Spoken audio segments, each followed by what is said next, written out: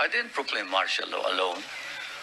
It is made to appear as if I just signed the decree and said, I impose martial law on each and every one of you.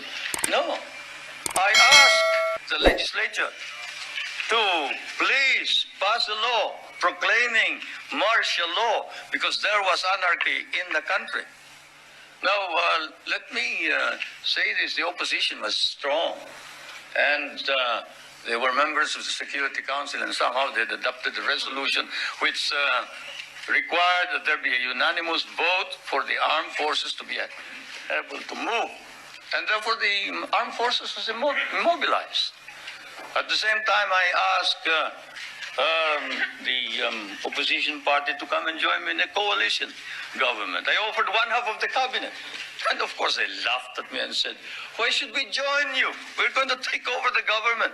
By the time you are through with the exercise, you're dead, politically and otherwise. So, and they refused to join me. I asked the advice of the judiciary.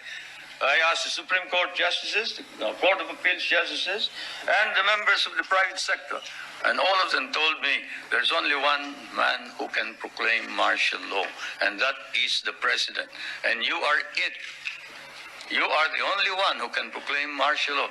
This is why I must carry this particular mark in our history. I could not have transferred it to the legislature. Why? Because the legislature did not have the power. What does the Constitution provide? The President shall be the Commander-in-Chief of the Armed Forces of the Philippines, and he may order the armed forces out to quell any disorder, riot, rebellion, invasion, insurrection, and in case of invasion, insurrection, rebellion, or imminent danger thereof, when the public safety requires it, he may suspend the privilege of the writ of habeas corpus or proclaim martial law throughout the Philippines or any part thereof. What does that provision provide? It provides that only the president can proclaim martial law. I repeat, that is why I had to assume responsibility.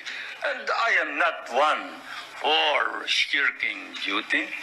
The people said there was necessity for proclaiming martial law.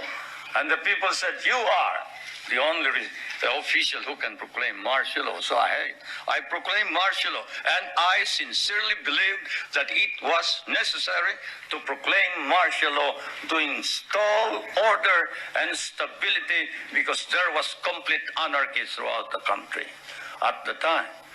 Now, therefore, at that particular period, what was the status of our government? Our government was immobilized, impotent. The armed forces could not move out.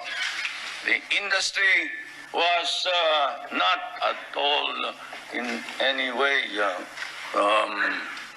moving. There was no income coming into government. Everybody was running away. They burned the U.S. partly burned the U.S. embassy, tried to burn it anyway. They tried to kidnap the American ambassador. American ambassador was Ambassador Byroad.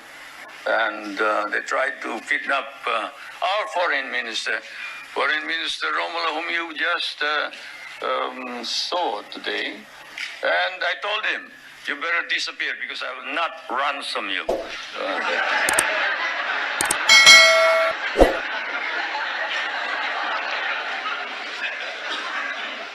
But whatever it is, they burned the Manila International Airport, they bombed the Supreme Court, they bombed the Constitutional Convention, they bombed the City Hall, they burned part of Malacanang Palace, they attempted to kidnap my children, they attempted to kill the president 8 times. There was, of course, an attempted assassination against the First Lady. You all know about that. And this required that I immediately act on it, and so I did.